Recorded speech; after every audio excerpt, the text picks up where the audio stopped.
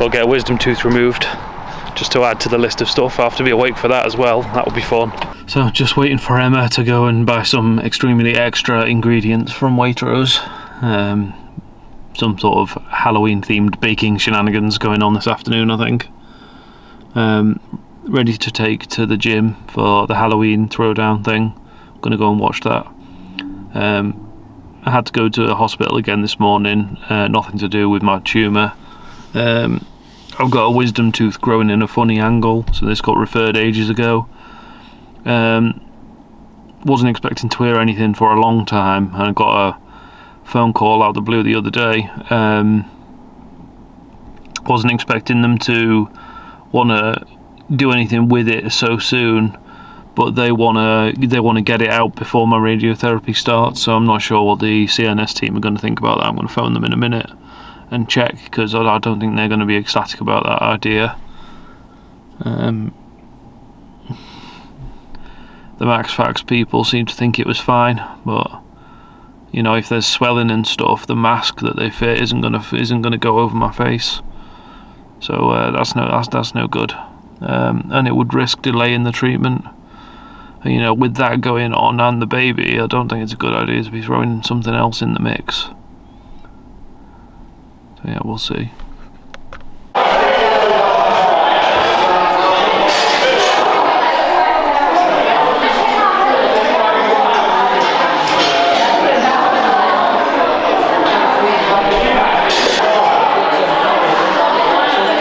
Must investigate.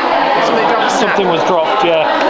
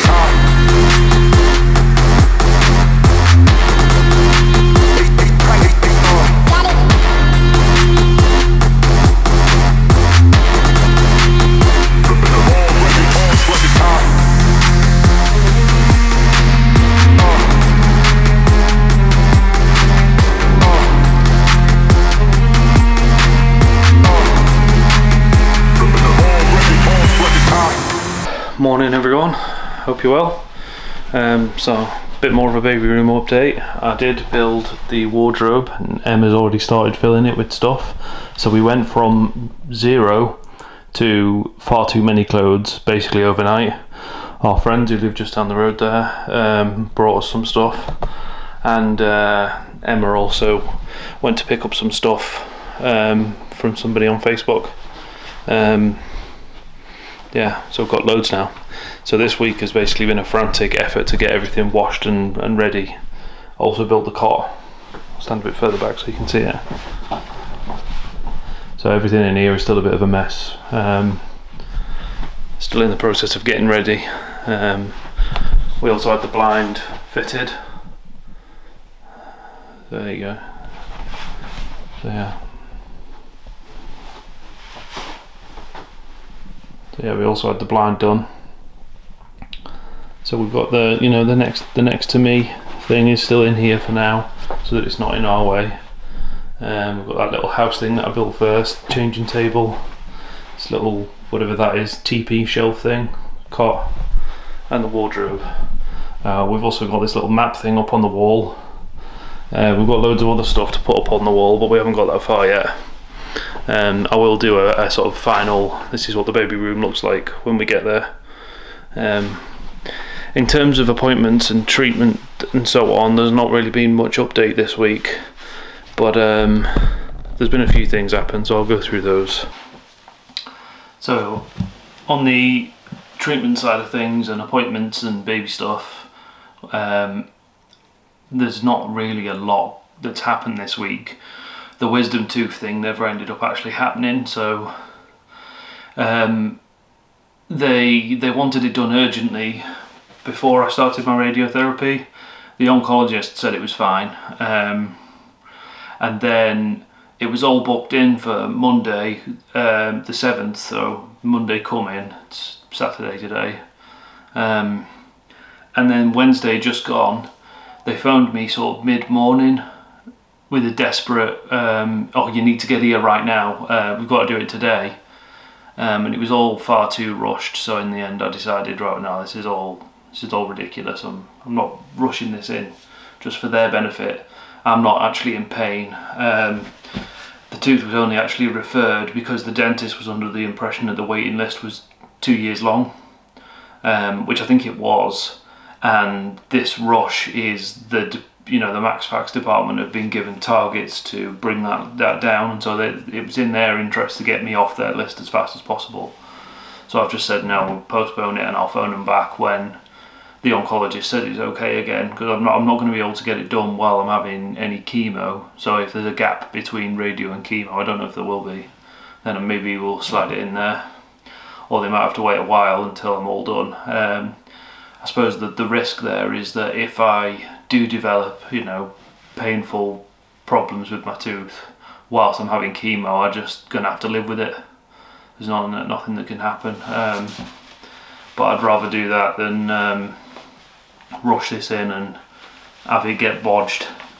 So they did say that there was a couple of risks to having it done, because where the tooth is here is very close to the nerve that runs inside your jaw there. And I'm already really numb on this side, so the last thing I need is to be numb on both sides and just not be able to eat or talk at all, which is not ideal, but there you go. So that's all off, which I was quite pleased about in the end. What else has happened this week? So my mission over the last week or so, from my point of view, has been to try and figure out what I can do diet-wise.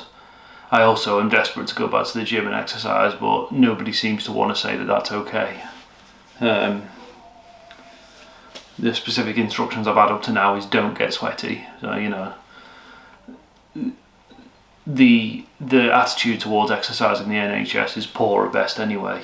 I've spoken to a couple of people who run charities. So there's a Head of the Game charity, who's a guy on the Wirral who is currently outliving his terminal diagnosis, and he's a fitness coach. So his opinion is, it's very much what I want to hear, admittedly, but at least it's somebody who understands the value of it and so on. And so I spoke to somebody, probably not him, from that charity, who was able to say, look, you'll be sooner than you think, and they've got a 12-week rehab thing that I've signed up for. They currently only run it in person on the Wirral, which is a bit of a trek for us, obviously,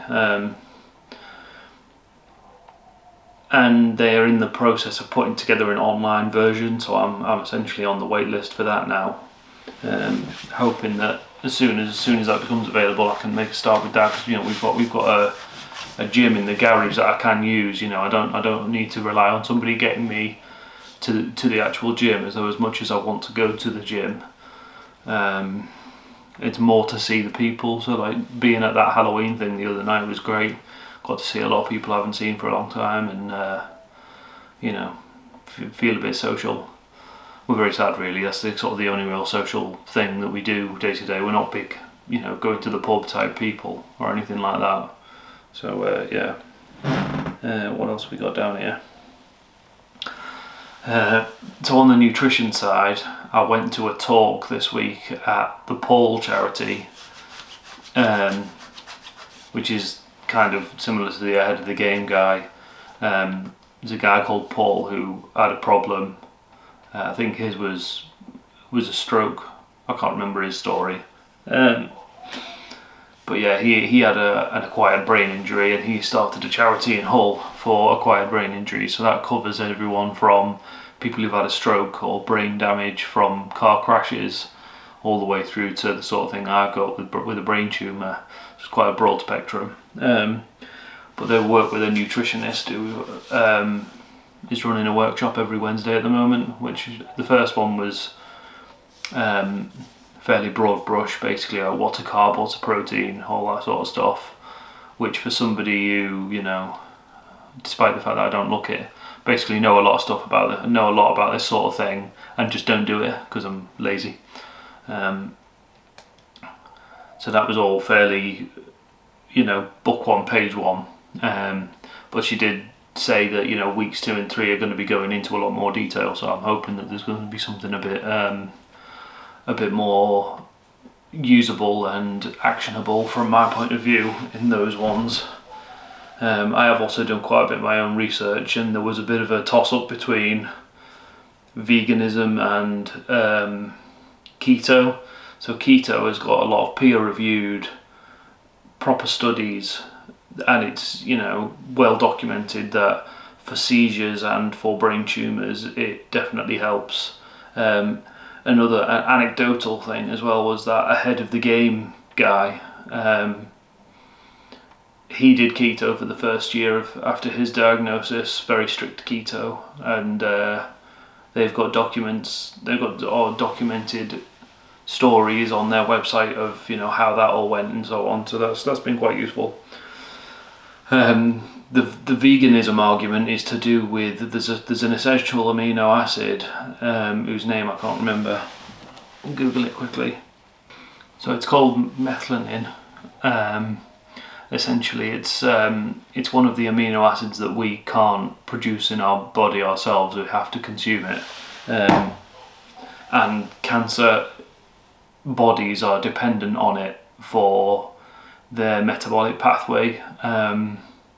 So the argument for keto is that tumours live on sugar, and so if you reduce your sugar and your carbohydrate intake, then it basically starves them of their food source. And then the argument for veganism is that if you reduce the intake of this methionine, which is mostly available in meats, dairy, eggs, that sort of thing, and you go totally plant-based where there's not very much of it, then you're stopping the tumour cell from metabolising what sugars you've already eaten, in theory. And there is, you know, proper scientific evidence to support all that.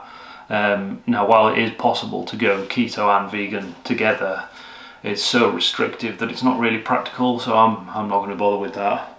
I'm going to try keto. I've done it before, failed miserably. Oh, there we go. I'm having one of my weird focal things. I can feel in here really numb. It's really weird. It usually passes after about 20 seconds. Don't feel anything else. It's just in there. Very odd. So I'm on a mission at the minute to find keto foods that are available to buy, because one of the things that killed it for me last time was the amount of meal prep it took. So I did it about 6 or 7 years ago, and essentially I had to spend all day Sunday preparing things for the week. You know, in keto, there's a thing called fat bombs. Well, you know, the idea of keto is that you're so low carb that most of your dietary intake is actually fat, but you know, you need to try and make them good fats. So there's no point in, you know, just shoveling bacon sandwiches down. Well, you can't have sandwiches, you can't have bread. So yeah, all of the conventional carbs, pasta, rice, bread, potato, they're all off. The preferred vegetables are above ground vegetables, root vegetables and squashes in particular tend to be quite high in sugar, so pumpkins, butternut squash, all that sort of stuff, carrots, parsnips, turnips, any of those sorts of things, they're no good. All basically, if you think about it, they're all related to sugar beets. So yeah, beetroot's another example, tubers, sweet potato, anything like that, and none of those are really any good. They're all full of sugar, so they've got to go. Some fruits I can still have, so berries, funnily enough, are actually okay, because it's all about your net carbs, it's not just sugar content outright. So if you have a piece of fruit that's quite high in fibre, the fibre offsets some of the carbs. So let's say if you have something that's got 10 grams of carbs and 5 grams of fibre, that only counts as 5 grams net carbs, and you can have 20 net carbs a day while you're on keto. So it is quite restrictive, but I'm going to give it a go. There's a lot of evidence to suggest that it works. And while I didn't succeed in the past, got a much more important reason to try it now. But as I said, I'm not doing all the meal prep. I'm not standing in the kitchen for hours and hours on end. So I've already bought some kind of prepared meals from a company called Macro Meals, and they're essentially posh ready meals. So somebody prepares the food for you, delivers it once a week.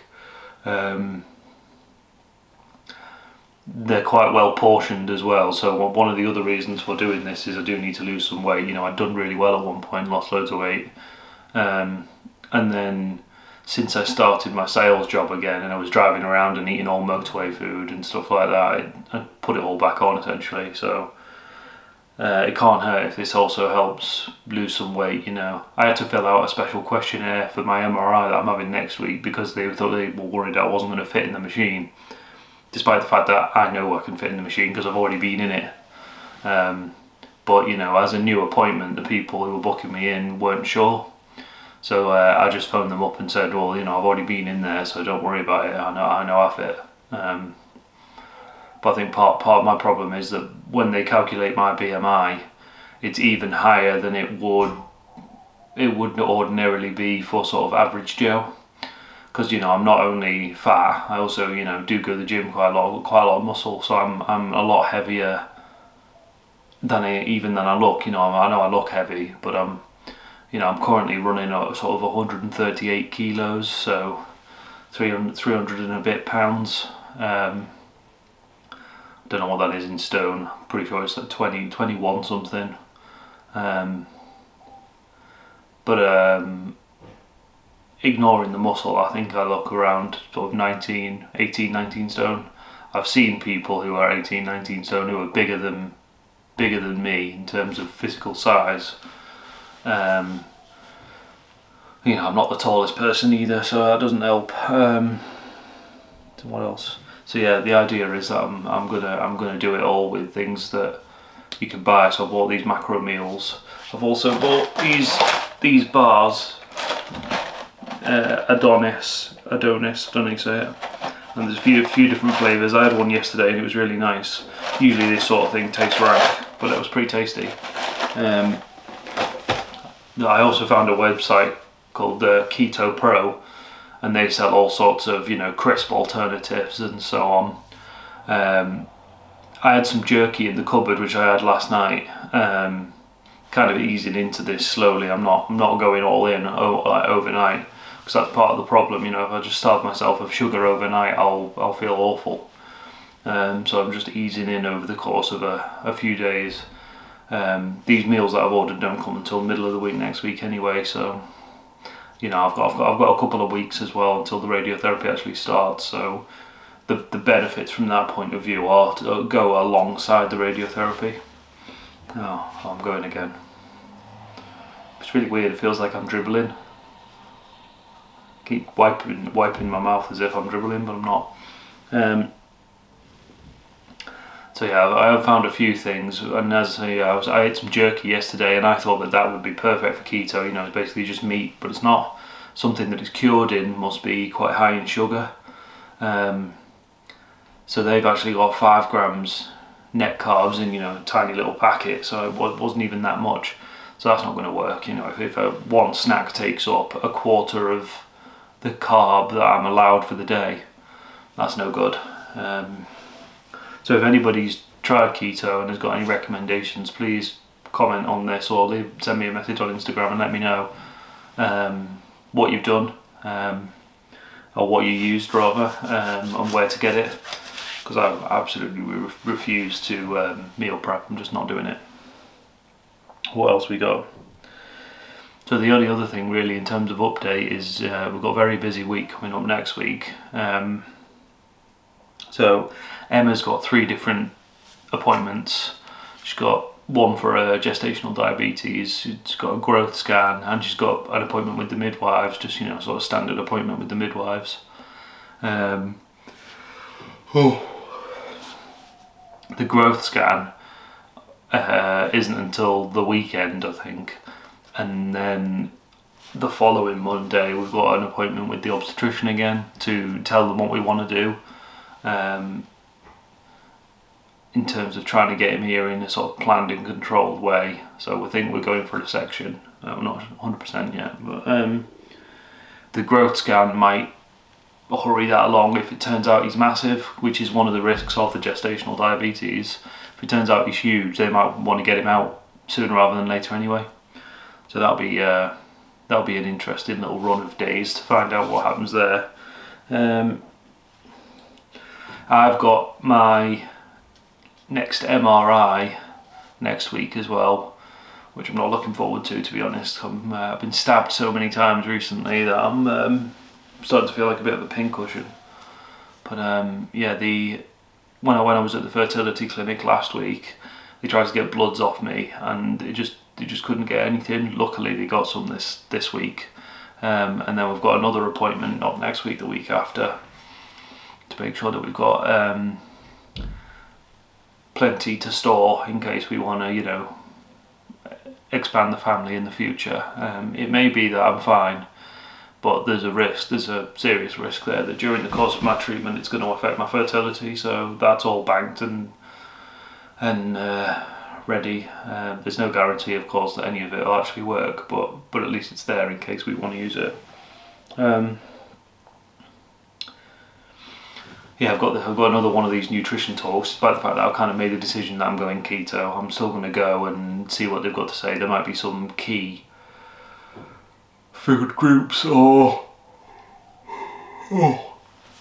key food groups or elements of nutrition that I need to make sure I'm getting that are key for whatever reason. I don't know why they would be. That's the reason for going. What else? We were supposed to be going to NCT classes, not next weekend, the weekend after, which now is too late. You know, with the due date where it was, natural due date, that would have been fine. But you know, we those classes sort of teach us, you know, the basics of, you know, baby 101, you know, how to look after, you know, a lot of stuff about breastfeeding, you know, how to swaddle, how to, you know, do all the basics. You know, nobody ever teaches you this stuff, do they? So we paid to go on those classes, and we've pulled that forward to a 1-to-1, so somebody's going to come to the house on Thursday and go through it all, hopefully slowly so that I can absorb it.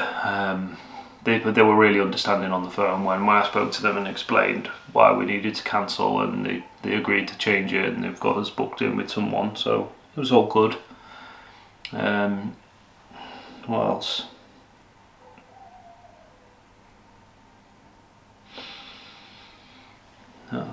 Yeah, so the following week there's another nutrition class. There's three in a row, 3 Wednesdays in a row. I've also got the following week on the Thursday, I've got the last CT scan and the mask fitting, so I'm hoping they're going to let me record that, and the CT scan will be interesting if I can get hold of those images, because then we should be able to, it's not even the right side, we should be able to see the sort of the hole in my skull, or the disc that they cut out, and the plates So I'll hopefully be able to show that at some point in the future. And